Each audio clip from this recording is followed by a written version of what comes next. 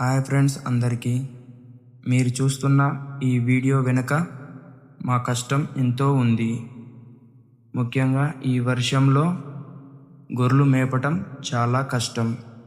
అయినా సరే గొర్రెల సంరక్షణ మా బాధ్యత. మా జీవన పోరాటాన్ని, మా శ్రమను ఈ వీడియో ద్వారా మీకు చూపిస్తున్నాను.